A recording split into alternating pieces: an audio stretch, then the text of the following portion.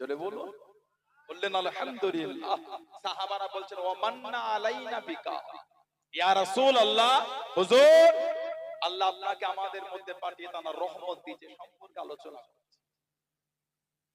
আল্লাহ রাসূল বলছে আল্লাহুম্মা আজরাসাকুম ইলা যালিক, তোমরা আল্লাহর কসম করে বলতে পারবে তোমরা এই জন্যই এসেছো?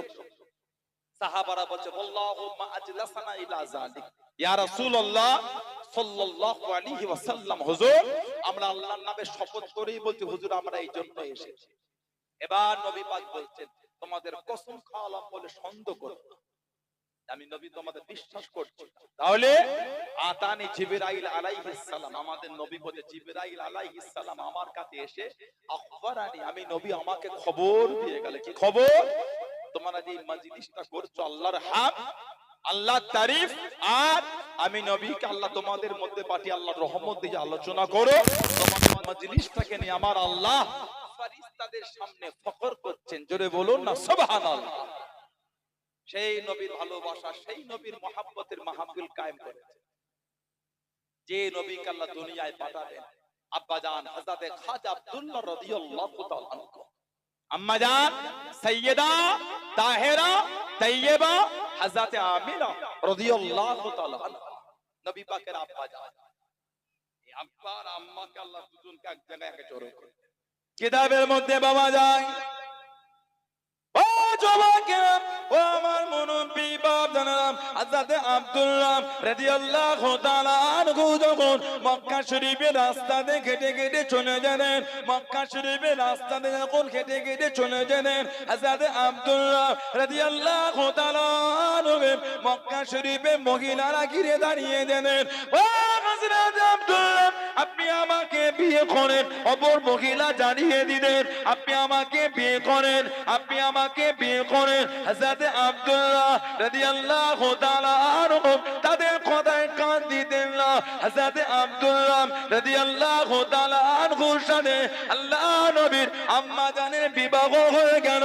ও যুবকেরা, হযরত আব্দুল্লাহ রাদিয়াল্লাহু তাআলা আনহু এবার হেঁটে হেঁটে চলে গেলে, আর কেউ রাস্তা ঘেরে না, আর কেউ কাছে আসে না। হযরত আব্দুল্লাহ জিজ্ঞাসা করলেন, এ মক্কা শরীফের মহিলারা, আর আমাকে কেন বলো না, আর আমাকে বিয়ে করার কথা কেন বলো না? মক্কা শরীফের মহিলারা জানিয়ে দিলেন, ও হযরত আব্দুল্লাহ, আমরা আপনার পাগল না, আমরা আপনার দেওয়ানারা, আমরা আপনার কপালে একটা আলো দেখতে পেলাম, একটা নূর দেখতে পেলাম, আমরা ছিলাম ওই নূরের পাগল। জনে বলুন সুবহান, আর একটু জনে বলুন সুবহান। একটা নূর দেখতে পেলাম, আমরা ছিলাম ওই নূরের পাগল, যে নূরটা হলো নূরে মুহাম্মাদি সাল্লাল্লাহু আলাইহি ওয়াসাল্লাম। বলুন না সুবহানাল্লাহ।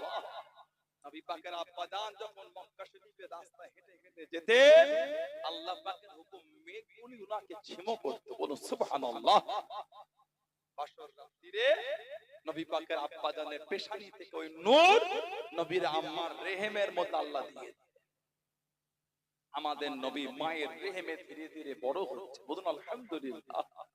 হযরতে আমিনা রাদিয়াল্লাহু তাআলা আনহা বলছে, এক এক রাতে আমার কাছে এক এক নবীরা আসতেন, এক এক রাতে আমার কাছে এক এক নবীরা আসতেন। আমি আমিনা রাদিয়াল্লাহু তাআলা আনহা আমাকে সুসংবাদ দিয়ে যেতেন, আমিনা ভয় কেউ না, আল্লাহ তোমাকে আখিরি নবীর মা করেছে। জোরে বলুন না সুবহানাল্লাহ। নবীর আম্মা জান বলছে, আমার মুহাম্মদ আল-আমিন সাল্লাল্লাহু আলাইহি ওয়াসাল্লাম তিনি যখন দুনিয়ায় তাশরীফ আনলেন, আমি আমার কোনো কষ্ট হলো না। বলুন না সুবহানাল্লাহ। মক্কা শরীফের মহিলারা নবী পাকের আম্মাকে জিজ্ঞাসা করে, কি ব্যাপার, এত টাকা পাও কোথায়? এত সারা রাত তোমার ঘরে চিরাগ জ্বলে, আলো জ্বলে, তোমার ঘরে চিরাগের আলো আমরা দেখতে পাই।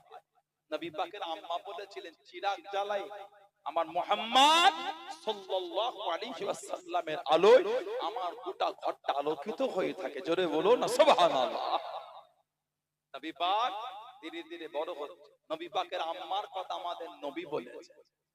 হাদিস শরীফের কিতাব আছে মুসনাদে আহমদ ইবনে হাম্বল চার ইমামের এক ইমাম ইমামে আহমদ ইবনে হাম্বল রাহমাতুল্লাহ কিতাব লিখেছেন মুসনাদে আহমদ ইবনে হাম্বল 16700 নম্বর হাদিসে এসেছে নবী বলেন রাআত হিনা ওয়াদাআতুহু নূরা রাআত হিনা ওয়াদাআতুহু নূরা নবী বলেন আমার মা যখন আমাকে ভূমিষ্ঠ করলেন মানে আমি নবী যখন জন্মগ্রহণ করলাম আমার মা আমাকে দেখেছেন নূর বললেন আদাআত মিনহু কুসুরিশ শাম নবী বলেন যেই নূর শাম দেশের রাজপ্রাসাদগুলোকে আলোয় আলোকিত করে দিল জোরে বলুন না নবী বলছে আমার মা আমাকে নূর দেখেছে নবীর আম্মা আমাদের নবীকে নূর দেখেছেন নূর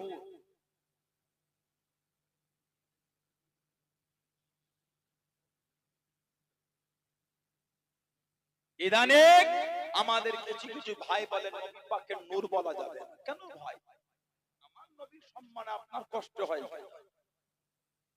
নবীর একটা সাহাবী ছিলেন হযরতে কাব বিন যুয়াইর রাদিয়াল্লাহু তাআলা আনহু হযরতে কাব বিন যুয়াইর রাদিয়াল্লাহু তাআলা আনহু তিনি 8ম হিজরি ফাতে মক্কার পরে মুসলমান হয়েছিলেন আল্লাহ রাসূল ফাতে মক্কার পরে কয়েকজনের নাম বলে দিলেন ইনাদের দেখলে আর রাখা যাবে না যে ক্ষতি দিনের করেছে তার মধ্যে একটা নাম ছিল হযরতে কাব বিন যুয়াইর রাদিয়াল্লাহু তাআলা চাদর জড়িয়ে শরীর থেকে কয়েকজন সাহাবার পিছন থেকে বসে বলছে হুজুর ওই ব্যক্তি যদি maaf চায় আপনি maaf করবেন আমাদের নবী হেসে হেসে বলতেন সেই যখন পড়েছো লুকিয়ে না সামনে চাদর জড়িয়ে চাদর সরিয়ে আমার নবী পাকের কাছে গিয়ে বসে বলছে আনা কাব বিন যুয়াইর আমাদের নবী বলছে আনা মুহাম্মদ ইবনে আব্দুল্লাহ আনা মুহাম্মাদুর রাসূলুল্লাহ সাল্লাল্লাহু আলাইহি ওয়াসাল্লাম বলুন না সুবহানাল্লাহ আল্লাহ নবীর নূরের হাতটা ধরে কালিমা পড়ে মুসলমান হয়ে গেলেন জোরে বলুন আল্লাহ নবীর সামনে বসে গেলেন ও যুবকেরা আল্লাহ নবীর কাছে দেখি বসে গেলেন হযরতে কাব বিন যুয়াইর রাদিয়াল্লাহু তাআলা আনহু আল্লাহ নবীকে জানিয়ে দিলেন আল্লাহ নবীকে শুনিয়ে দিলেন ইয়া রাসূলুল্লাহ হাবিবাল্লাহ ইয়া রাসূলুল্লাহ হাবিবাল্লাহ আল্লাহ পাকের নবী হুজুর বিয়াদি maaf করুন গুস্তাখিটা ক্ষমা করুন সারা জীবন আপনার বিরুদ্ধে কবিতা বলেছি আপনার বিরুদ্ধে কবিতা শুনিয়েছি সুযোগ যদি করে দেন সুযোগ যদি দিয়ে দেন আজকে আপনাকে এনে কবিতা বলবো আজকে আপনাকে এনে কবিতা শোনাবো আল্লাহ নবী জানিয়ে দিলেন আল্লাহ নবী শুনিয়ে দিলেন ও আমি নবী আমার কাব বিন যুয়াইর আমাকে এনে কবিতা বলবে আমাকে এনে কবিতা শোনাবে একটু বিছানা করে দাও বাবা একটু বিছানা বিছিয়ে দাও বাবা আল্লাহ নবী সাহাবারা বিছানা করে দিন আল্লাহ নবী হুকুম করে দিন হযরতে কাব বিন যুয়াইর রাদিয়াল্লাহু তাআলা আনহু আল্লাহ নবীর সামনে দাঁড়িয়ে গেলেন ইয়া রাসূলুল্লাহ হাবিবাল্লাহ ইয়া রাসূলুল্লাহ হাবিবাল্লাহ ও যুবকেরা কবিতা বলতে বলতে আল্লাহ নবী দিকে তাকিয়ে তাকিয়ে জানিয়ে দিন ইয়া রাসূলুল্লাহ হাবিবাল্লাহ ইয়া রাসূলুল্লাহ হাবিবাল্লাহ আল্লাহ পাকের নবী ইন্না রাসূলাল্লাহ নূরুন ইয়া রাসূলুল্লাহ হাবিবাল্লাহ অবশ্যই আপনি হলেন নূর জোরে বলুন সুবহান আর একটু জোরে বলুন সুবহান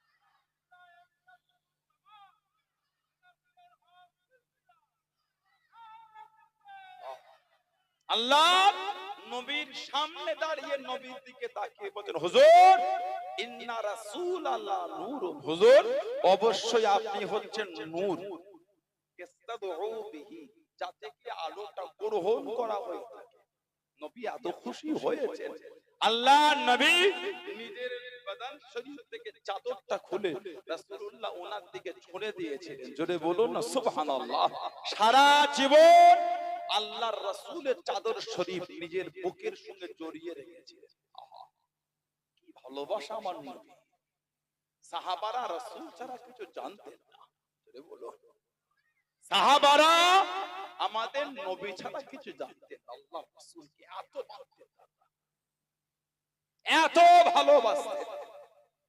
সাহাবাদের জান হলেন আমার নবী। জোরে বলবেন না?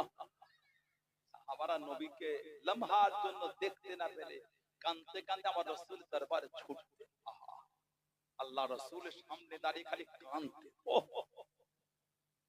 আল্লাহ নবীর সামনে দাঁড়িয়ে কাঁদতেন। মায়ের বলে আমার রাসূল একটা সাহাবী ছিলেন, এত ধনী, এত ধনী। মদিনা শরীফে ঘুরছেন, আমার রাসূল দেখছেন, ওহ, ছিঁড়া ফাটা জামা চাদর জড়িয়ে ঘুরছে মদিনা শরীফে। মায়ের রাদিয়াল্লাহু আনহু, আহা, মক্কা শরীফে ধনী ঘরের ছেলে, এত মূল্যবান জামা ওনার মা পরিয়ে দিতে, আর এত খুশবু ওনাকে মাখাতে, যে রাস্তাতে হেঁটে হেঁটে চলে যেতেন, সবাই খালি দেখতেন আর বলতেন এই রাস্তাতে মুসআব বিন উমাইর গিয়েছে। কেন? এত খুশবু। এই খুশবুটা কিন্তু ওই মাকে, এত দামি জামা পরতেন, সব ওনার দিকে দেখতে শরীর থেকে যেন নূর চমকাচ্ছে ওনাকে। আর হযরতে আমার রাসূলের চাচা ছিলেন হযরতে আমির হামজা রাদিয়াল্লাহু আনহু, দুজনকে এক কবরের মধ্যে দাফন করা হয়েছে। আমার রাসূলের ফুফু, আমার রাসূলের ফুফু সাফিয়া বিনত আব্দুল মুত্তালিব, নবী পাকের সাফিয়া চাদর নিয়ে যাচ্ছেন কোথা? উহুদ। দুটো চাদর নিয়ে উহুদে যাচ্ছে। হযরতে আমিরে হামজা, কিতাব এসেছে উহুদে সাহাবাদের চেহারাগুলোকে বিকৃত ঘটিয়ে দিয়েছিল। সাহাবাদের কান কেটে নিয়েছিল, নাক কেটে নিয়েছিল, চোখ তুলে দিয়েছিল, ঠোঁট কেটে দিয়েছিল। ওইগুলোকে সুতোয় দিয়ে মালায় গেঁথে গেঁথে কাফেররা গলায় দিয়ে উহুদে লেজেছিল। বলুন নাউযুবিল্লাহ। আমার রাসূলের চাচা জানের শরীরটা এত টুকরো করেছে।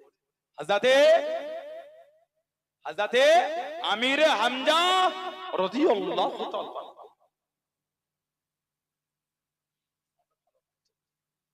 হযরতে আমির হামজা রাদিয়াল্লাহু তাআলা আমার রাসূলের নিজের চাচা। শরীরটা এত টুকরো করেছে। হযরত সাফিয়া বিনত আব্দুল মুত্তালিব চলে যাচ্ছেন উহুদে। আল্লাহ রাসূল বললেন, আল্লাহ নবী বললেন, জুবায়ের ইবনুল আওয়াম, জুবায়ের ইবনুল আওয়াম, নবী বললেন তোমার আম্মাকে আসতে দিও না। তোমার আম্মা জান যদি এসে, আমার ফুফু জান যদি এসে আমার চাচা জানকে দেখে, তোমার আম্মা থাকতে পারবে না ভাইয়ের এই চেহারাটা দেখে। আহা, তোমার মাকে বাঁধা দাও। মাকে বাঁধা দিলেন। মা বললেন না, আমি আমার ভাইয়ের কাছে যাব, আমার ভাইকে আমি দেখবো। দুটো চাদর এনেছে। সাহাবাদের কি জীবন আর কি মানা আমার রাসূলের। আল্লাহ আল্লাহ রাসূলকে কি ভালোবাসা। একটা চাদর, ছোট একটা চাদর বড়। আল্লাহ রাসূল বললেন বড় চাদরটা আমার মুসআব বিন উমাইরকে দিয়ে দাও, আমার সাহাবী, আমার সাহাবীকে দাও। ছোটটা আমার চাচা জানের গায়ে দাও। এক কবরে দুজনকে দিয়েছে, এক কবর। হযরত মুসআব বিন উমাইর মদিনা শরীফে ঘরে আল্লাহ নবীর নূরের চক্ষু থেকে টপ টপ করে পানিটা গড়িয়ে গড়িয়ে চলে যায়। আল্লাহ নবী কাঁদেন, চোখ ভরা পানি লেখালেন। সাহাবারা জিজ্ঞাসা করলেন, ইয়া রাসূলুল্লাহ হাবিবাল্লাহ, ইয়া রাসূলুল্লাহ হাবিবাল্লাহ, আল্লাহ পাকের নবী হুজুর আপনি কেন কাঁদেন? আপনার চোখে কেন পানি? আল্লাহ নবী জানিয়ে দেন, আল্লাহ নবী শুনিয়ে দেন। ও আমি নবী, আমার মুসআব ইবনে উমাইর রাদিয়াল্লাহু তাআলা আনহু, আমার সাহাবী, ছিঁড়া ফাটা জামা পরে ঘরে, এত কষ্ট করে ঘরে আমার সাহাবী মক্কা শরীফের জীবনটা এত আনন্দের জীবন ছিল, সব ছেড়ে দিয়েছে। আল্লাহ আল্লাহ রাসূলের ভালোবাসায় সব ছেড়ে দিয়ে আমি নবী আমার দরবারে ছিঁড়া ফাটা জামা পরে বসে আছে। আমি রাসূলুল্লাহ দিকে কাঁদি। জোরে বলুন সুবহান, আর একটু জোরে বলুন সুবহান। উনি এত আমির, সব জিনিস ছেড়ে দিয়েছে, আল্লাহ আল্লাহর রাসূলের ভালোবাসা একে এই জায়গায় নিয়ে চলে এসেছে। সব ছেড়ে দিয়ে ছিঁড়া ফাটা জামা পরে, কেন? ও আল্লাহ আল্লাহর রাসূলকে এত ভালোবেসেছে, ওর ওইসব জীবনের আর লোভ নাই, ও আল্লাহ আল্লাহর রাসূলের ভালোবাসাতেই পাগল। জোরে বলবেন না? আল্লাহর রাসূল উহুদের যুদ্ধে বলেছিলেন, আমার সাহাবীর গায়ে বড় চাদরটা দাও, আমার সাহাবীর গায়ে বড় চাদর। সাহাবাদের কি মানা, সাহাবাদের কি ভালোবাসা, জীবনটা রাসূলের কদমেই বিলীন করে দিলেন। এই নবীর মহব্বত, সেই নবীর ভালোবাসা নিয়ে এসে বসেছে। কিছু হলো জীবনে যে নবীর আজকে আলোচনা করতে বসেছেন, সেই নবীর দুনিয়ায় আসা 1000 বছর আগে নবীর আলোচনা হয়েছে, ঘরও তৈরি হয়েছে। যদি বলা গেল না, আদম আলাইহিস সালাম থেকে নিয়ে ঈসা আলাইহিস সালাম পর্যন্ত যত নবী রাসূল পয়গম্বর এসেছে, সব আমার নবীর আগমনের সুসংবাদ দিয়েছে। কিন্তু একজন নবী নয়, নবীর আগমনের আলোচনাও করেছেন, ঘরও তৈরি করেছেন। উনি ছিলেন মুসা আলাইহিস সালামের উম্মত। নাম, উনি ছিলেন মুসা আলাইহিস সালামের উম্মত, তুবাই আউয়াল, ইয়ামান দেশের বাদশা। ইয়ামান দেশের বাদশা ছিলেন তুবাই আউয়াল, ইয়ামান দেশের রাজা। আমার রাসূলের আলোচনা, আল্লাহ রাসূল যে হিজরত করে গেলেন,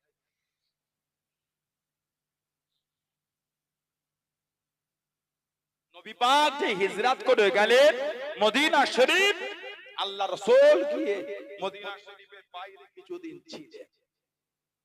আল্লাহ রাসূল একটা মসজিদ করলে, মসজিদের নাম হলো মসজিদে কুবা। মসজিদে কুবা, সব সাহাবারা নবীর দরবার, হুজুর আমার ঘরে চলেন, হুজুর আমার ঘরে চলেন না, হুজুর আমার ঘরে চলেন, হুজুর আপনার জন্য খাজুরের হালুয়া করেছি আর জবদানা করেছি। আল্লাহ রাসূল বলে, সবাই যদি আমাকে টানা, আমি কার ঘরে যাই? ছেড়ে দাও, আমার এই যে ওট, ওটা আল্লাহ পাকের হুকুমে পরিচালিত হচ্ছে। যার ঘরে সামনে গিয়ে বসবে, তার ঘরে আমি রাসূলুল্লাহ উঠবো। নবী পাকের উটটা ঘুরে ঘুরে হযরতে আবু আইয়ুব আনসারী রাদিয়াল্লাহু আনহু হুজুরের বাড়ির সামনে গিয়ে বসে গেল। জোরে বলুন। ওই ঘরটা ছিল দোতলা। ওই ঘরটা তৈরি হয়েছে নবী পাক দুনিয়ায় তাশরীফ আনার 1000 বছর আগে, আজ থেকে 2500 বছর আগে। সুবহানাল্লাহ বললেন না? এক বর্ণনা এসেছে, একজন ব্যক্তি উটের পায়ে নিজের খরম দিয়ে মারছে। কেন? ওই উটটাকে খুলে নিজের সামনে গিয়ে বসা। আবু আইয়ুব আনসারী হুজুর কাছে এসে বলছেন, ইসলামের হুকুম যদি না হতো, আমার উলঙ্গ তলোয়ারটাকে তোমার মাথা আলাদা করে দিতাম। কেন? আল্লাহর নবী আমার ঘরে উঠবেন আর তুমি নবীর উটটা নিজের ঘরে নিয়ে যাচ্ছ। যদি ইসলামের হুকুম না হতো, তোমার মাথাটা শরীর থেকে আলাদা করে দিতাম। ওই যে ঘর, নবী আসার 1000 বছর আগে ইয়ামান দেশের বাদশা তুবাই আউয়াল চলে গেলেন। ও যুবকে, মক্কা শরীফে চলে গেলেন 400 জন আলেমকে নিয়ে, সাথী সঙ্গীতে করে নেন মক্কা শরীফে চলে গেলেন। কি যদি মক্কা শরীফে থাকার পরে, কি যদি মক্কা শরীফে কাটার পরে মদিনা শরীফে চলে গেলেন, কি যদি মদিনা শরীফে থাকার পরে ইয়ামান দেশে ফিরে যাবেন, ইয়ামান দেশে চলে যাবেন।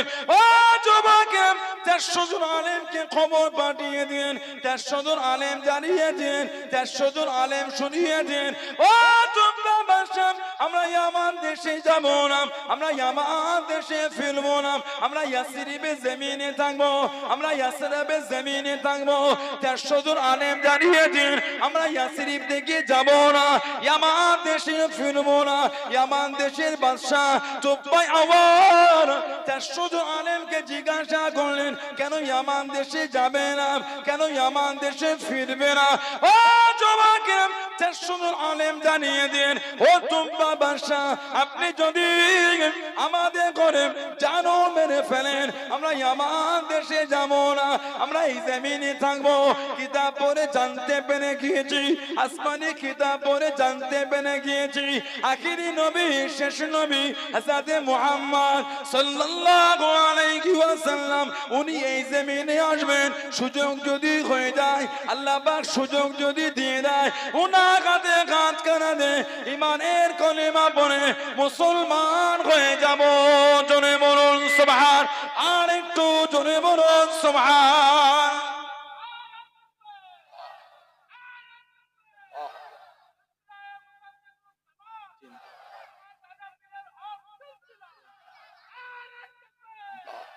খবর পেয়েছি যিনি আখিরি নবী উনি এই জমিনে আসবেন। ইয়াসরিব বা ইয়াসরাব ফিতনা ফাসাদের জায়গা, অশান্তির জায়গা। আল্লাহ রাসূল নামটা পাল্টে করে দিলেন মদিনাতুল মুনাওয়ারা, মদিনাতুর রাসূল, রাসূলুল্লাহর শহর। ওটা জোরে বলা গেল না? মদিনা শরীফ হচ্ছে আমার রাসূলের শহর। ওটা ঝগড়া নাই, অশান্তি নাই, মারপিট নাই, কিচ্ছু না। যে শহরে জেলও ছিল না, কোর্টও নাই, কিছুই না, সব ইসলামের বিধানে চলছে। বলুন আলহামদুলিল্লাহ।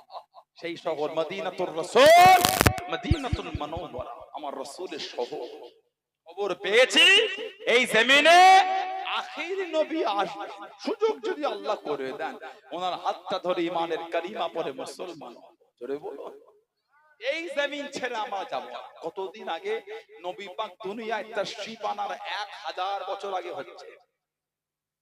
1000 বছর ইয়ামান দেশের 400 জন আলেমকে বলছেন, আপনারা আখিরি নবীকে দেখবেন, তাহলে আমিও যাব না, আমিও আখিরি নবীকে দেখব। সুবহানাল্লাহ বললেন না? ইয়ামান দেশ থেকে সম্পদ, রাজত্ব মদিনা শরীফে নিয়ে চলে এলেন। কিতাব এসেছে 400টা আলেমের জন্য 400টা ঘর তৈরি করবেন। 400টা ঘর, 400টা মহিলা, 400টা মহিলাকে ক্রয় করে আজাদ করে এই 400 জন আলেমের সঙ্গে বিয়ে দিয়ে দিলেন। আর ঘর তৈরি করলেন দোতলা নবীর জন্য। অনেক দিন থাকবে, অসুস্থ হলে ইয়ামান দেশে ফিরে যাবে। কিতাব আছে উমদাতুল কারি, বুখারী শরীফের ব্যাখ্যা করতে আল্লামা বদরুদ্দিন আইনি রাহমাতুল্লাহ কিতাব লিখেছেন। চিঠি লিখলাম আমার হুজুর, আমার নবীর জন্য, ইয়া রাসূলুল্লাহ, আমি ইয়ামানের বাদশা তুব্বা, হুজুর আমি খবর পেয়েছি আপনি ইয়াসরিবের জমিনে তাশরীফ আনবেন। কত আশা, কত শখ ছিল আপনাকে দেখে, আপনার নূরের হাতে হাতে ইমানের কালিমা পড়ে মুসলমান হব। জোরে বললেন না? হয়তো আমার নসিবে আর হলো, তবে ইয়া রাসূলুল্লাহ যদি আপনাকে দেখতে পেতাম সবার আগে আমি মুসলমান হতাম। ইয়া রাসূলুল্লাহ, হুজুর আমি অসুস্থ, ইয়ামানে চলে যাচ্ছি, তবে হুজুর আমি এখন থেকে আপনার উপর ঈমান আনলাম, আর আপনি হিজরত করে আসবেন, কে ঘর দেবে না দেবে, আমি এখন থেকে আপনার জন্য ঘর তৈরি করে আপনার কদমে হাদিয়া করে গেলাম। জোরে বলা গেল না? ইয়া রাসূলুল্লাহ এই চিঠিটা আপনার কাছে পৌঁছে যাবে, হুজুর কিয়ামতে আমাকে ভুলবেন না। এই চিঠি লিখে সোনা দিয়ে চড়িয়ে দেশের বাদশা একজন আলেমের কাছে ওসিয়ত করলেন, আপনি যদি নবীকে দেখতে পান এই চিঠিটা আমার রাসূলের কাছে পৌঁছে দেবেন। যদি আপনি না পান, আপনি ওসিয়ত করবেন চিঠি যেন নবীর কাছে পৌঁছে যায়। আল্লাহ রাসূল যখন হিজরত করে গেলেন, ওই ঘরের সামনেই নবীর উটটা গিয়ে বসেছে, যেই ঘরটা 1000 বছর আগে আমার নবী পাকের জন্য তৈরি হয়েছে। বললেন আলহামদুলিল্লাহ, যার কাছে চিঠি এসে পৌঁছেছে উনি আছেন দলের মধ্যে, কোন চিঠি দিচ্ছেন। এক বর্ণনা এসেছে আল্লাহর রাসূল নিজেই বলে, তোমার কাছে আমার চিঠি আছে, চিঠিটা আমি নবী আমাকে দাও। জোরে বলবেন না? আর একটু জোরে বলা গেল না? সেই নবীর ভালোবাসা নিয়ে বসেছেন, কিছু হলো নিয়ে ঘরে যান। মানবেন? মানার মতো মানে, কে মানেন না মানেন আমি বলতে পারছি না, আমি মানি, এই ঈমান তৈরি করে। কে মানো না মানো আমি মানি, এটা হচ্ছে মানা। যে মানা সাহাবারা মেনেছে, জোরে বলুন। যে মহব্বত সাহাবারা করেছে, কি মানা আমার রাসূলের সাহাবাদের। নবীর একটা সাহাবী ছিলেন, ওনার নাম ছিল হযরত আব্দুল্লাহ যুলবেজাতাইন। হযরত আব্দুল্লাহ, ইসলামের আগে ওনার নাম ছিল আব্দুল হুজ্জা, হুজ্জার বান্দা, আব্দুল হুজ্জা। যুবক একদম।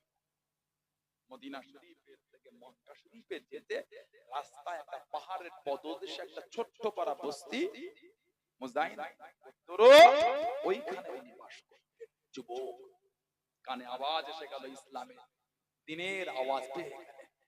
মনে মনে মনে মনে আমার নবীর উপর উনি ঈমান এনে ফেললেন। জোরে বললেন না। ছোট্টবেলায় ওনার আব্বা ইন্তেকাল হয়ে গেছে। চাচার অধীনে থাকতেন। চাচার কোন সন্তান ছিল, চাচা খুব ধনী ছিলেন। চাচা খুব ধনী থাকতেন। আশা করে আছে চাচা হয়তো মুসলমান হবে, একসাথে দুজনে যাব। দিনের পর দিন অতিক্রম হয়ে যায়। লাস্টে মনস্থির করে দিলেন, না না, চাচা মুসলমান হোক আর না হোক আমি হয়ে যাই। এই চিন্তায় চাচার কাছে গিয়ে বললেন, চাচা, মদিনা শরীফে সত্য নবীর আবির্ভাব হয়েছে, হযরত মুহাম্মদ সাল্লাল্লাহু আলাইহি ওয়াসাল্লাম। আপনি কি মুসলমান হবে? আপনি কি মুসলমান? আমি মনে ঠিক করে নিতে আমি মুসলমান হব। এই তুই কি বলছিস জানিস? আমি মুসলমান হব। তাহলে তোকে আমি যা দিয়ে রেখে সব আমাকে ফিরিয়ে দে। ধন সম্পদ অর্থ সব নিয়ে পরনার কাপড়টাও খুলে দে। এক বর্ণনা এসেছে, লজ্জায় স্থান ঢাকার যেটা ছিল ওটাও খুলে নিয়েছে। যুবক ছেলে উলঙ্গ, যুবক ছেলে উলঙ্গ, উলঙ্গ অবস্থায় মায়ের কাছে গেলে মা দেখে মুখে, কিরে বাবা তুই উলঙ্গ? মা, আমি মুসলমান হই, চাচা সব নিয়ে নিয়েছে। মা একটা চাদর দিয়েছিলেন, চাদর, লজ্জায় স্থানটা ঢাকার। অন্য বর্ণনা এসেছে চাচা গায়ের জামাটাও নিয়ে নিয়েছিলেন, কিচ্ছু নাই, খালি করোনার জন্য একটা তহবার একটা কাপড় ছিল, চাদর সব নিয়ে নিয়েছে। দেওয়ানা হয়ে গেল আমার রাসূল। হযরত আব্দুল্লাহ কাঁদতে কাঁদতে চলে যান। ও যুবকেরা, ও আমার মুরব্বি বাপ জানেরা, মায়েরা, বোনেরা, বগিরা, কাঁদতে কাঁদতে মদিনা শরীফের দিকে চলে যায়, হাঁটতে হাঁটতে চলে যায়। আল্লাহ নবীর দেওয়ানা, আল্লাহ নবীর পাগল হযরত আব্দুল্লাহ মদিনা শরীফে পৌঁছে গেলেন, কাছে কাছে চলে গেলেন। ও যুবকেরা, পরনার চাদর খানা খুলে নিলেন, পরনার তহবান খানা খুলে নিয়ে ওই চাদর খানা দুটো টুকরা করে নিলেন, এক টুকরা জড়িয়ে নিলেন, এক টুকরা কাঁধে দিলেন। আল্লাহ নবীর সামনে খালি গায়ে কিভাবে যায়, খালি গায়ে কিভাবে যায়। মদিনা শরীফে চলে গেলেন, রাত হয়ে গেল, নববী শরীফে বাইরে কাটিয়ে নিয়ে ফজরের সময় হয়ে গেল, ফজরের সময় হয়ে গেল। ও যুবক, আল্লাহ নবীর হুজরা শরীফের সামনে চলে গেলেন, আল্লাহ নবীর হুজরা শরীফের কাছে দিয়ে দাঁড়িয়ে আছে। আল্লাহ নবী পাক হবে, আল্লাহ নবীকে দেখবেন, আল্লাহ নবীর চেহারা শরীফ দেখবেন। ও যুবক, আল্লাহ নবী নামাজের জন্য বার হলেন। হযরত আব্দুল্লাহ আল্লাহ নবীর চেহারা শরীফ দেখলেন। জনে বলুন সুবহান, আর একটু জনে বলুন সুবহান। রাসূলকে দেখলেন, নবী পাক ইমামের জায়গায় গেলেন, নামাজ পড়ালেন, ফজরের নামাজ। আল্লাহ রাসূল এবং সাহাবাদের দিকে ঘুরে পড়লেন। হযরত আব্দুল্লাহ দিকে নবী, এই বাবা কে তুমি? নতুন লাগে তোমার? নবীর কথা, কি নাম? হুজুর আমি মুসলমান হয়েছি, আমার নাম হলো আব্দুল হুজ্জা। আব্দুল হুজ্জা, তুমি হচ্ছে আব্দুল্লাহ, আল্লাহর বান্দা। জোরে বলো, জোরে বলা গেল না? হুজুর আমার চাচা আমার সব নিয়ে নিয়েছে। আল্লাহ রাসূল ওনাকে আসহাবে সুফফা ওনাদের দলভুক্ত করে হযরত আব্দুল দুই চাদরওয়ালা। আব্দুল্লাহ বলে ওনাকে তো লোক চিনতেন না, যুলবেজাতাইন বলতেন, দুই চাদরওয়ালা। আমার নবীর সামনে আমি খালি গায়ে যাব কি করে? আহা, কি মানা আমার রাসূল। আমার রাসূলের সামনে আমি খালি গায়ে যাই কি করে? করোনার চাদরটাকে খুলে দুটো টুকরা করেছে, এক টুকরাতে নিজের গাটা ঢাকা দিয়েছে। আমার রাসূলের কাছে আমি খালি গায়ে যাই কি করে? চাদরের ঘটনা শুনেছিলেন সাহাবারা, ওনাকে যুলফুজাতাইন বলে ডাকতেন, আব্দুল্লাহ বলতো না ওনাকে। আল্লাহ রাসূল ওনাকে আসহাবে সুফফার মধ্যে নিয়ে গেলেন। আসহাবে সুফফা মদিনা শরীফে উনি ঘুরে ঘুরে কোরআন শরীফ পড়তেন, ঘুরে ঘুরে এত জোরে জোরে কোরআন শরীফ পড়তেন।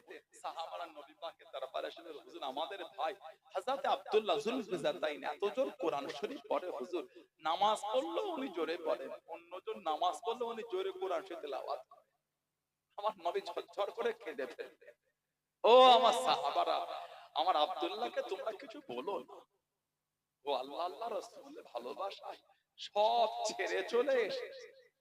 আহা, ও আল্লাহ আল্লাহ রাসূলকে ভালোবেসে সব রেখে চলে এসেছে, ওকে দুঃখ দিও না, ওকে কিছু বলো না তোমরা।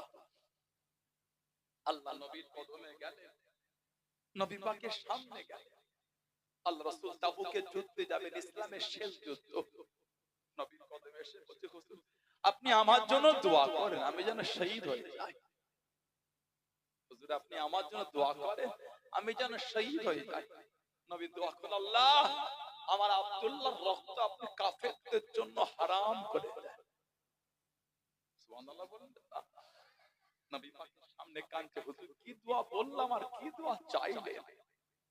আল্লাহ আমার আব্দুল্লাহ এর রক্তটা আপনি কাফেরদের জন্য হারাম করে দেন। যেমন নবী পাকের কাছে দোয়া করেছিলেন হযরত খালিদ বিন ওয়ালিদ রাদিয়াল্লাহু তাআলা, জানাল লাকাব ছিল সাইফুল্লাহ। সাইফুল মানে তলোয়ার, সাইফুল্লাহ উনি হলেন আল্লাহর তলোয়ার। জোরে বলুন। 150 বেশি যুদ্ধের সেনাপতির দায়িত্ব, 150 বেশি, একটা তো হারেন নাই, প্রত্যেকটা উনি জয়ী হয়েছে। ইন্তেকালের আগে বিছানায় শুয়ে বিবিকে বলছেন আর কাঁদছেন, দেখো তো শরীরের মধ্যে এমন কোন জায়গা আছে যেখানে তীরের আঘাত, তীর তলোয়ারের আঘাত আর তীরের দাগ হতে বাকি আছে? আহা, ওনার বিবি গোটা শরীর থেকে বলছে কোন জায়গা বাকি নাই। ঝরঝর করে কাঁদছেন আর বলছেন, দিনের জন্য এত লড়াই করলাম, যুদ্ধ করলাম, শহীদ হলাম না। বিবি বলছে, কেন মন খারাপ করেন? আল্লাহ আপনাকে সাইফুল্লাহ, আল্লাহ তলোয়ার করেছেন। জোরে বলো। আর জোরে বলা গেল না। আল্লাহ নবী সামনে চলে গেলেন। ও যুবকে, আল্লাহ নবীর কাছে দেখি দাঁড়িয়ে গেলেন। আসসালামু আলাইকুম ইয়া রাসূলুল্লাহ, আমি বললাম আল্লাহ নবী সালামে জবাব খানা দেন, আল্লাহ নবী উত্তর খানা দেন। ইয়া রাসূলুল্লাহ, আমি বললাম ইয়া রাসূলুল্লাহ, আমি বললাম আল্লাহ পাকের নবী হুজুর আপনি আমার জন্য দোয়া করেন, আমি যেন শহীদ হয়ে যাই, আমি যেন শহীদ হয়ে যাই। আল্লাহ নবী জানিয়ে দেন, আল্লাহ নবী শুনিয়ে দেন। ও বাবা খালিদ বিন ওয়ালিদ রাদিয়াল্লাহু তাআলা আনহু, তুমি শহীদ হবে না বাবা, তুমি শহীদ হবে না বাবা। ইয়া রাসূলুল্লাহ, হাবিবাল্লাহ, ইয়া রাসূলুল্লাহ, হাবিবাল্লাহ, আল্লাহ পাকের নবী আপনি অমুক সাহাবীকে জানিয়ে দিন শহীদ হবে বাবা, তুমি শহীদ হবে বাবা। অমুক সাহাবীকে জানিয়ে দিন তুমি শহীদ হবে বাবা। ইয়া রাসূলুল্লাহ, হাবিবাল্লাহ, ইয়া রাসূলুল্লাহ, হাবিবাল্লাহ, আল্লাহ পাকের নবী হুজুর আমি কেন শহীদ হব না, হুজুর আমি কেন শহীদ হব না? আল্লাহ নবী জানিয়ে দিন, আল্লাহ নবী শুনিয়ে দিন। ও বাবা খালিদ বিন ওয়ালিদ রাদিয়াল্লাহু তাআলা আনহু, তুমি হলেন আল্লাহ পাকের তলোয়ার, তুমি হলেন সাইফুল্লাহ, তুমি হলেন সাইফুল্লাহ, আল্লাহ পাকের তলোয়ার। দুনিয়ায় কারোর কাছে হারবে না, দুনিয়ায় কারোর কাছে নত হবে না। ও বাবা খালিদ বিন ওয়ালিদ, তুমি হলেন আল্লাহ পাকের তলোয়ার। জনে বলুন সুবহান, আর একটু জনে বলুন সুবহান।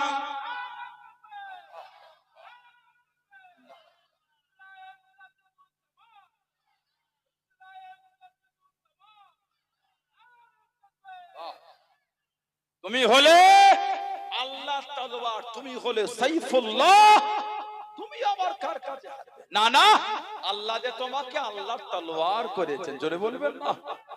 হযরতে যুলফুজাতাইন, হযরতে আব্দুল্লাহ রাদিয়াল্লাহু আনহু শুধু দোয়া করেন আমি যেন শহীদ হই। নবী বলেন তুমি শহীদ হবে, আল্লাহ আমার আব্দুল্লাহর রক্ত কাফেরদের জন্য হারাম করে দেয়। নবীর কাছে কি দোয়া চাইলাম আর কি করব?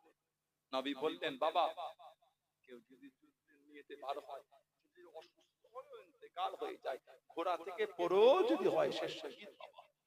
উনি ওই যুদ্ধে এত অসুস্থ হলেন, ইন্তেকাল হয়ে গেলেন। ইন্না লিল্লাহি ওয়া ইন্না ইলাইহি রাজিউন। কবর খোঁড়া হলো হযরত আব্দুল্লাহ যুলফিকার, কবর খোঁড়া হলো হযরত আবু বকর, হযরত ওমর রাদিয়াল্লাহু আনহু, দুজনে ওনার লাশটা নিয়ে যাচ্ছেন। আল্লাহ রাসূল দেখছেন আর কাঁদছেন। আমাদের নবী দেখছেন আর কাঁদছেন। আল্লাহ রাসূল বললেন আমার আব্দুল্লাহকে আমি নবীটা আমার কাছে আনো।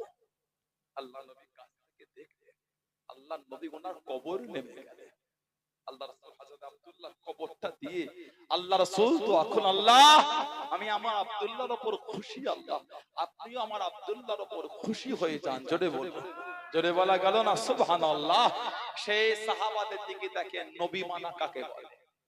তা ছুটছেন আপনি নবীকে ছেড়ে, নবী ছেড়ে নাজাত আছে বলে মনে হয় আপনার? রাসূল ছেড়ে নাজাত পাবে বলে মনে হয়? তাহলে ছুটছো নবীকে নিজের অন্তরে জায়গা দাও, নবীকে নিজের অন্তরে জায়গা দাও। আমার রাসূলের সামনে বিয়াদবি হচ্ছে, মন কাঁদছে না কেন? সাহাবারা আমার রাসূলের সামনে কিছু শোনা তো দূরের কথা, নবী পাকের বিষয়ে কিছু ভাবাটাও ওনারা কষ্ট নিয়ে নিতেন। এত আমার রাসূলকে মহব্বত করতেন, নিজেদের সিনাগুলোকে রাসূলুল্লাহর সামনে জিহাদে বিছিয়ে দিয়েছিলেন। বদরের সাহাবারা নবীর সাথে, উহুদে আল্লাহর নবীকে জড়িয়ে ধরে রেখেছে।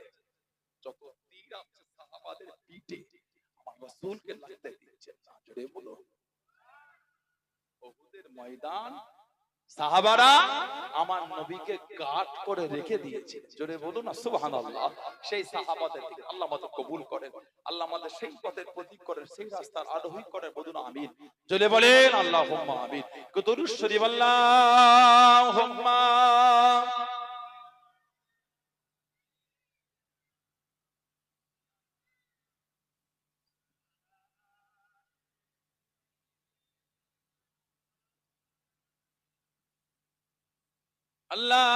আল্লাহুম্মা সাল্লি আলা সাইয়্যিদিনা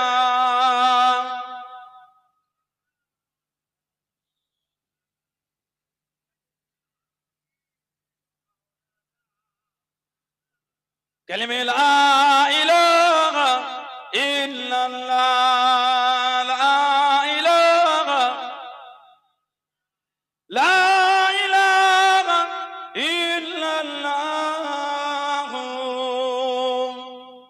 মুহাম্মাদুর রাসূলুল্লাহ। আল্লাহুম্মা সাল্লি আলা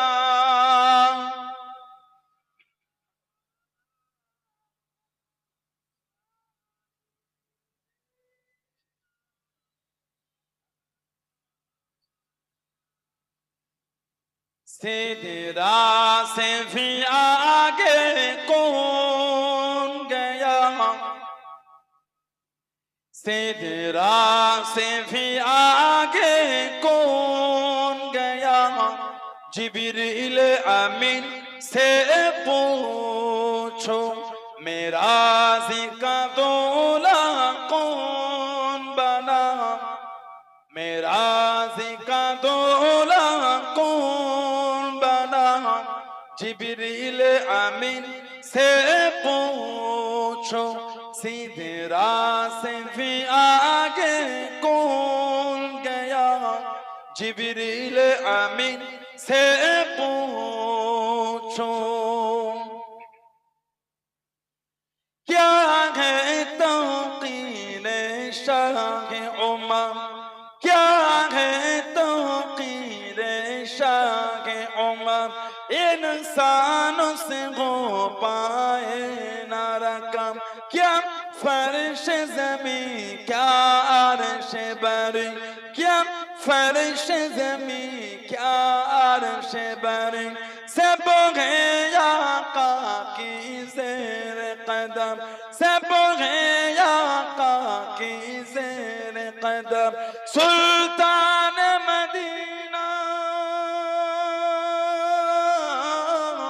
सुल्तान मदीना का रुतबा जिब्रील अमीर से पूछो सिदरा से भी आगे कौन गया सिदरा से भी आगे कौन गया जिब्रील अमीर से पूछो मेरा जिक्र दूल्हा कौन बना मेरा जिक्र दूल्हा कौन बना जिब्रील अमीन से पूछो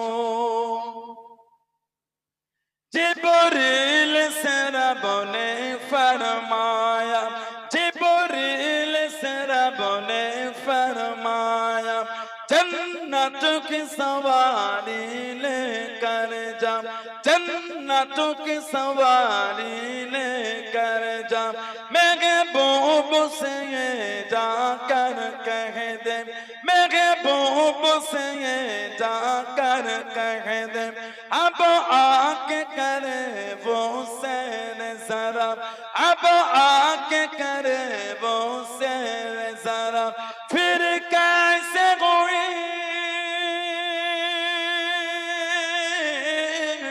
फिर कैसे गोई तामील खुदा जिब्रील अमीर से पूछो सिदरा से भी आगे कौन गया सिदरा से भी आगे कौन गया जिब्रील अमीर से पूछो मेरा जिक्र दूल्हा कौन बना मेरा जिक्र दूल्हा कौन बना जिब्रील अमीर से पूछो अल्लाहुम्मा सल्ले अला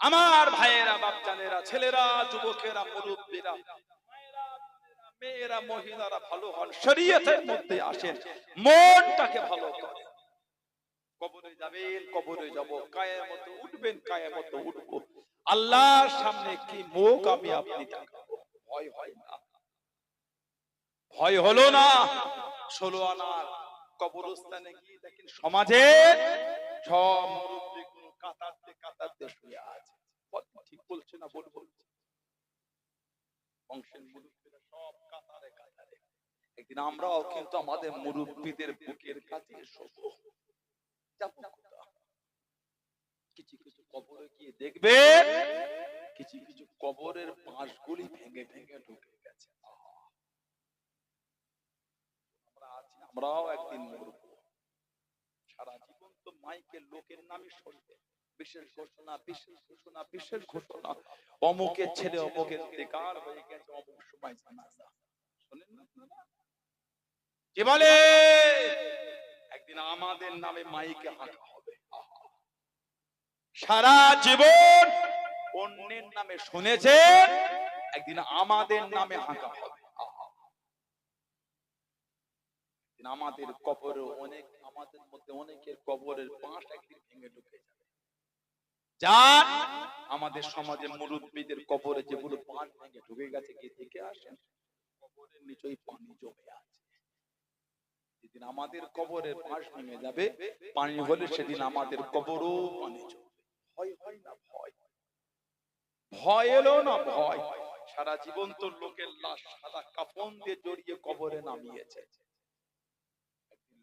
আমাদের লাশ জড়িয়ে কবরে নামাবে ভয় এলো না সারা জীবন লোকের কবরে 3 মুঠো করে মাটি দিয়েছে জানেন কি বলে দেন মাটি আপনারা মিনহা বলে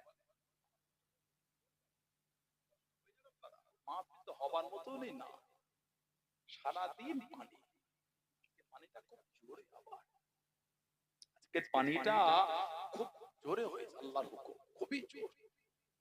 ফুরফুরা শরীফের দিকে পানি হলো ওই একটু আগে থেকে, আর একটা থেকে শুরু হয়ে গেছে, তুমুল জোরে পানি, সে পানি বলা যাবে না, জোর আজকে কঠিন জোরে পানি। আল্লাহর হুকুম, আল্লাহ আমাদের হেফাজত করে, বলুন আল্লাহুম্মা আমিন, বলেন আল্লাহুম্মা আমিন। আমাদের পাশে খানাকুল আছে, এই সমস্ত এলাকা বা হাওড়া জেলার দিকে উদয়নারায়ণপুর দিকটা আছে, আরো কিছু কিছু এলাকা বাংলাদেশে কয়েক মাস আগে বন্যা হয়ে গেল, আবার ডুবো গেল। আল্লাহ সহ মেদিনীপুর, পূর্ব মেদিনীপুর, পাঁশকুড়ার দিকটায়, মানে এই দিকে কেষ্টপুর, এইসব এলাকা, আপনার ওই দিকটায় চৈতন্যপুরের দিকে শহীদান হুজুরদের ওই দিকটা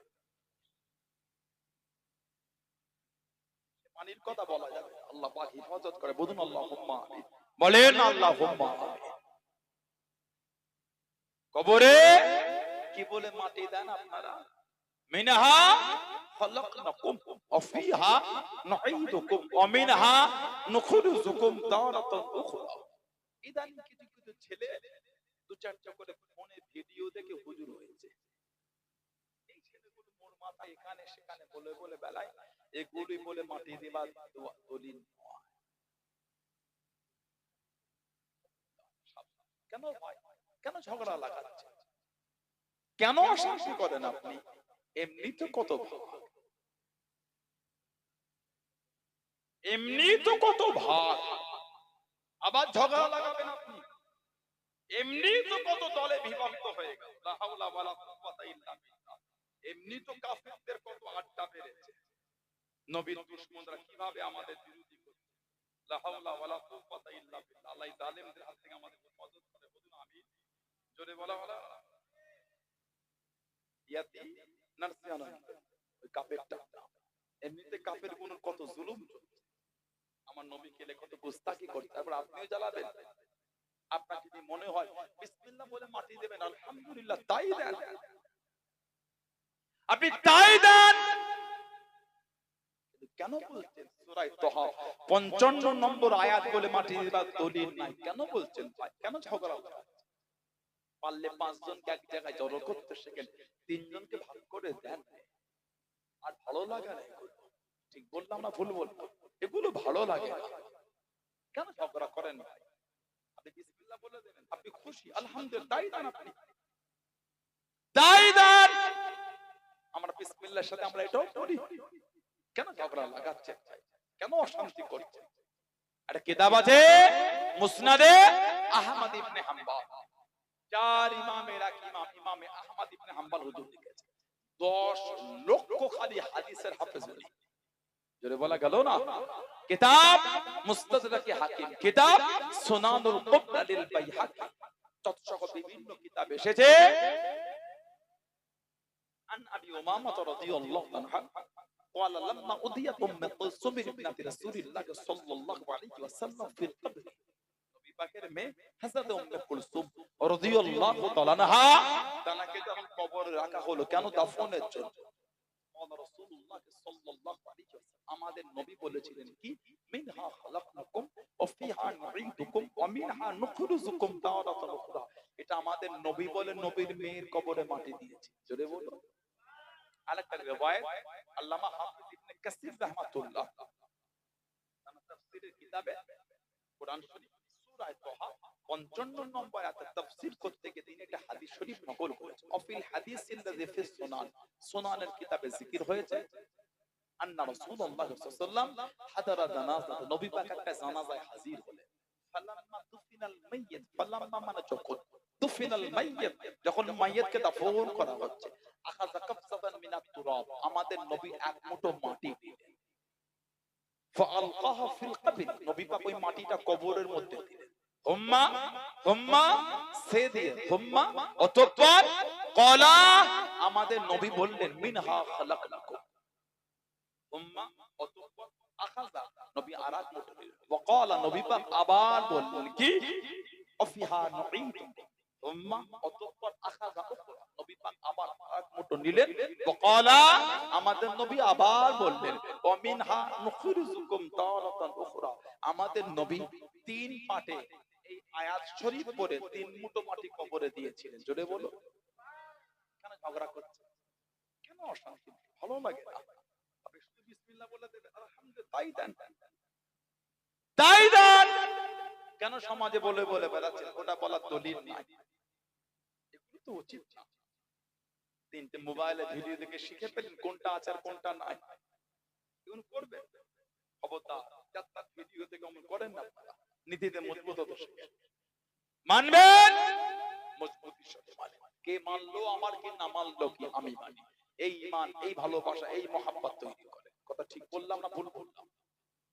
আল্লাহ ওয়ালাদের জীবনে দেখেন, জীবনগুলো পরিবর্তন করে। জীবন পরিবর্তন কিছু হলো নিয়ে ঘরে। গতকাল মসজিদটাই দেখেছেন কি হয়েছিল? কৃষ্ণপুর মসজিদ, ইন্দা মসজিদ, সব এলাকার মসজিদগুলো দেখেছিলেন? গত কালকে দুপুরের টাইমে কিসের নামাজ হলো? কিসের নামাজ? শুক্রবারে জুমা, শুক্রবার ইয়াউমুল জুমা, জুম্মার নামাজ। ইযা নুদিয়া লিস-সালাত ইয়াউমুল জুমা ফাসআউ ইলা যিকরিল্লাহ। আল্লাহ পাক কোরআন শরীফে জুমার নামাজ জায়গা হয় না মসজিদে। ওগুলো হলো দাবি করা। মানার লোক দেখতে গেলে ফজরটা এসে দেখবেন একবার। 150 ঘর 200 ঘর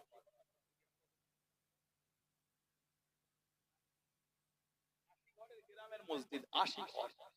80 ঘরের গ্রামের মসজিদে যদি ইমাম সাহেবটাকে অপেক্ষা করতে হয় ফজরের নামাজে মুসল্লি এলে জামাত হবে, এর থেকে লজ্জা আমাদের জীবন আর কিছু নয়। ঠিক বলছি না ভুল বলছি? 100 ঘরের গ্রাম, 150 ঘর, 200 ঘর, 300 ঘরের গ্রাম যদি ইমাম অপেক্ষা করতে হয় ফজরে মুসল্লি এলে জামাত হবে, নাই জামাত হবে না, বলে চলে যাবে। এর থেকে আমাদের জীবন আর লজ্জা কিছু হতে পারে না। দাবি করলে হয় না। মানা তো তারা মেনেছে। হযরত বিশর আল হাফি রাহমাতুল্লাহ, জোরে বলা গেল না? হযরত বিশর আল হাফি রাহমাতুল্লাহ জীবনটা নূরার মধ্যে কাটিয়েছিলেন। জীবন নূরা, খারাপ